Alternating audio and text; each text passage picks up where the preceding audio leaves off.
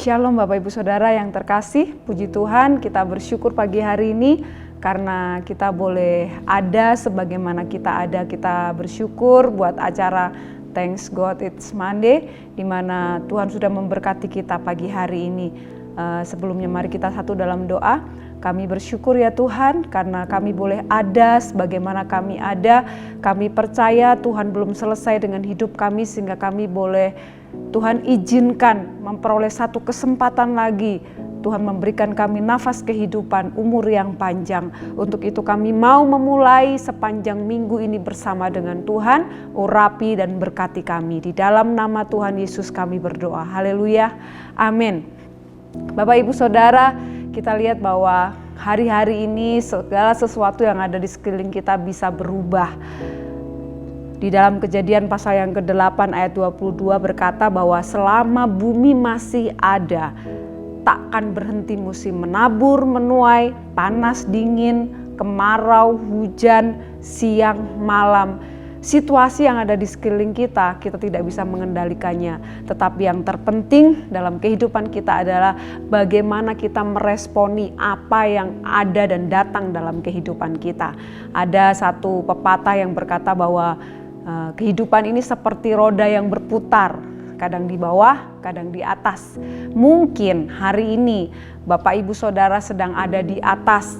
Dulu kita adalah orang-orang yang tidak ada artinya apa-apa, tetapi pelan-pelan Tuhan angkat kita, Tuhan memberkati kita sehingga kita di atas. Tapi mungkin juga hari ini Bapak Ibu Saudara ada di bawah karena mungkin dulunya kita adalah seorang pengusaha yang besar, punya uang yang banyak, tapi melalui pandemi ini Tuhan izinkan usaha kita mulai menurun, pendapatan kita mulai terbatas. Tetapi semuanya boleh terjadi. Sekali lagi pagi hari ini kita mau belajar bagaimana kita memiliki respon yang benar. Karena ketika kita memiliki respon yang benar, disitulah kita memperoleh satu kehidupan.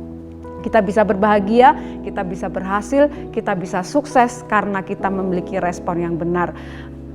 Ketika alarm jam kita berbunyi, ada dua sikap atau respon yang kita bisa nyatakan. Kita matikan alarm itu dan kembali tidur, atau kita matikan alarm itu dan kita bangkit dan segera melakukan aktivitas yang kita sudah rencanakan. Jadi keputusan ada di tangan kita, pilihan ada di tangan kita.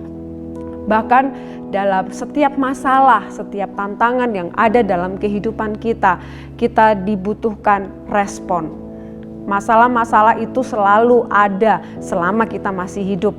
Masalah bisa berhubungan dengan barang, dengan uang, mungkin dengan harta benda.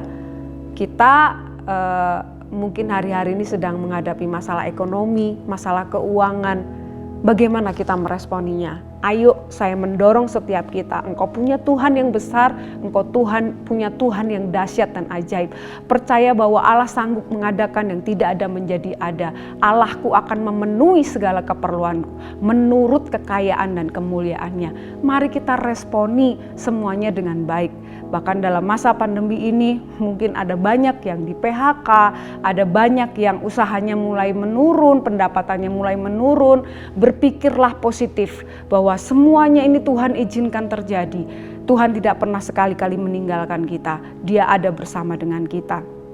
Mungkin kita juga punya masalah dengan orang. Mungkin kita bermasalah dengan suami, istri, anak-anak, mungkin dengan mertua, mungkin dengan adik ipar, kakak ipar, atau mungkin dengan tetangga kita, mungkin dengan rekan kerja kita. Ada aja celah-celah untuk kita bermasalah. Mungkin kita mempunyai rekan kerja yang tidak mensupport kita, yang sering menjatuhkan kita, atau mereka suka mengomongin kita. Bagaimana respon kita? Ketika kita punya respon yang positif, respon yang benar, itu akan membuat kita tambah dewasa di dalam Tuhan, karakter kita dibentuk. Ketika tetangga kita sering gosipin kita, ngomongin kita, tetapi ketika kita respon benar, kita mengampuni, kita mengasihi, maka hasilnya akan beda. Besi menajamkan besi, manusia menajamkan sesamanya. Justru ketika orang-orang yang di sekeliling kita yang Tuhan tempatkan itu melukai kita, menyakiti kita, Tuhan izinkan semuanya itu untuk menghasilkan karakter, kerendahan hati, kelemah lembutan, kasih, kesabaran, pengampunan bagi orang-orang yang ada di sekitar kita. Nah, itulah yang Tuhan inginkan. Mungkin dengan situasi dan kondisi yang ada terjadi di luar kita, kita tidak tahu situasi ekonomi di atas bangsa ini, situasi politik yang hari-hari ini sedang terjadi. Kita tidak tahu Bapak Ibu Saudara. Kita tidak bisa mengendalikan apa yang terjadi di luar, tapi kita bisa kendalikan respon hati kita. Miliki hati yang lapang, miliki hati yang luas, miliki hati yang besar. Saya belajar untuk memaklumi orang-orang yang ada di sekitar saya. Mungkin mereka mengecewakan, mungkin mereka memfitnah, mungkin mereka merendahkan, mungkin mereka mencibirkan mulutnya buat kita, atau mereka tidak menganggap kita. Tapi saya belajar punya hati yang lapang. Seperti kalau kita istilahnya kalau punya hati yang sempit itu seperti kita bermain bola di ruang tamu.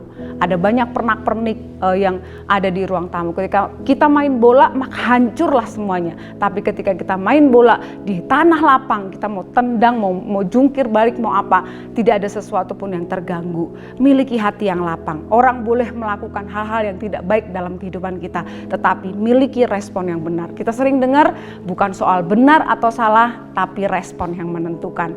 Bapak Ibu Saudara, masalah itu ada yang masalah yang besar, ada yang kecil, ada yang serius, ada yang sepele.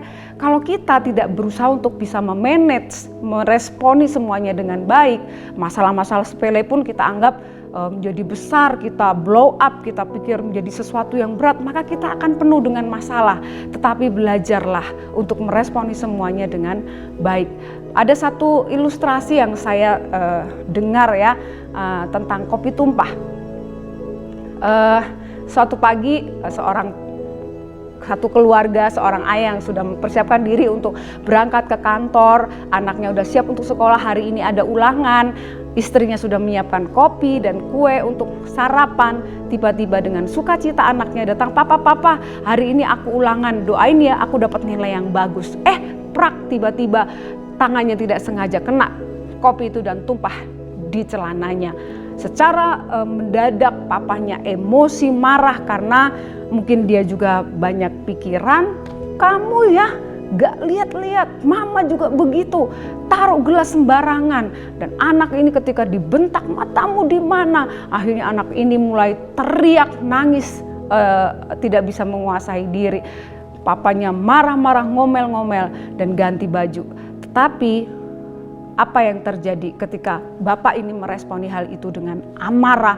Dia ketika turun lihat anaknya masih menangis dan gak mau sekolah, dia harus dengan terpaksa mengantarkan anaknya ke sekolah, tapi dengan masih ngomel sampai di kantor dia terlambat, harusnya ada meeting. Akhirnya dia dimarahin oleh bosnya, dan di rumah istrinya melihat perilaku suaminya yang kasar, mulai mengingat lagi perlakuan-perlakuan yang dulu-dulu. Akhirnya dia pergi tinggalkan rumah, dan anaknya di sekolah gak bisa mengerjakan ulangan dengan baik dan nilainya jelek.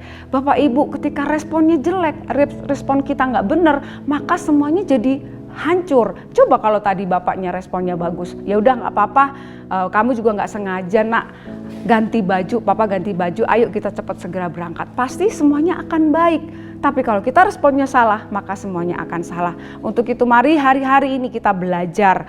Apapun masalah yang datang dalam kehidupan kita, kita belajar untuk meresponi dengan baik. Bapak Ibu, saya rindu setiap kita belajar menguasai diri, belajar mengendalikan diri, fokus pada Tuhan, fokus pada kasih setia Tuhan, jangan fokus pada masalah.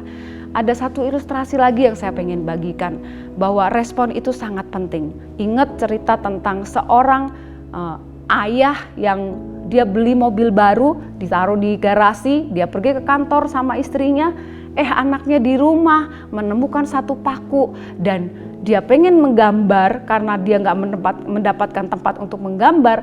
Dia lihat, aduh ada mobil bagus bersih mengkilat, lalu dia coret-coret mobil itu, dia menggambar ayahnya sesuai dengan imajinasinya, dia gambar ibunya, dan dia gambar dirinya bergandengan tangan bertiga.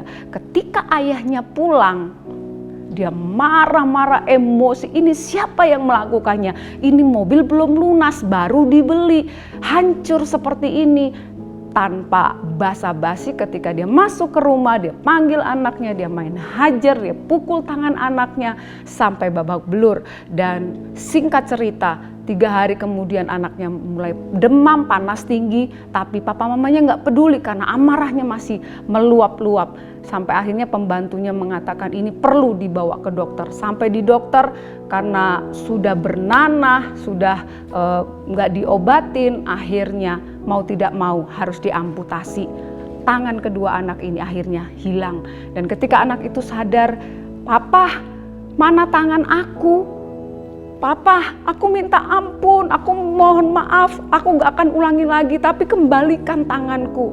Dengan sangat sedih, bapak itu tidak bisa berkata apa-apa. Ayahnya tidak bisa berkata apa-apa. Dia tidak bisa mengembalikan tangan anaknya.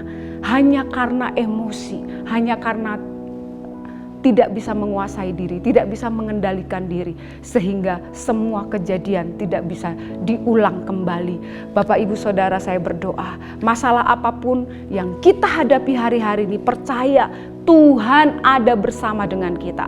Responi semuanya dengan baik. Ketika masalah terjadi, katakan sama Tuhan, aku percaya Engkau punya rancangan yang baik. Allah turut bekerja dalam segala sesuatu untuk mendatangkan kebaikan, untuk membentuk karakter kita, membentuk kita menjadi pribadi yang dewasa, yang kuat di dalam Tuhan. Kita belajar dari Daud. Daud ditinggal sama papa mamanya. Dia bilang, "Ayah ibuku meninggalkan aku, tapi Tuhan menyambut aku."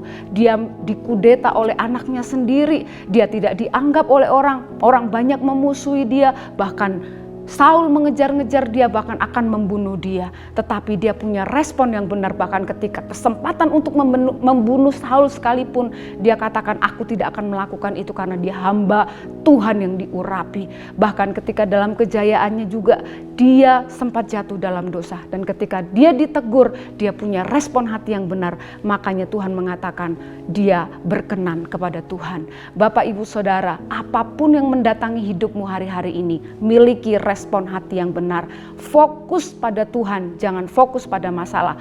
Fokus pada kasih setia Tuhan. Mazmur 13 ayat yang ke-6 berkata, tetapi aku kepada kasih setiamu aku percaya, hatiku bersorak-sorai karena penyelamatanmu. Mari kita ingat kasih setia Tuhan, bahwasanya untuk selama-lamanya kasih setianya, rahmatnya selalu baru setiap hari, selalu baru setiap pagi. Berjalan bersama dengan Tuhan, lewati hari ini dengan memiliki respon yang benar. Mari kita satu dalam doa. Terima kasih Tuhan buat firman-Mu, biar kami memulai sepanjang minggu ini bersama dengan Tuhan dengan sikap hati yang benar untuk meresponi segala sesuatu yang mendatangi hidup kami.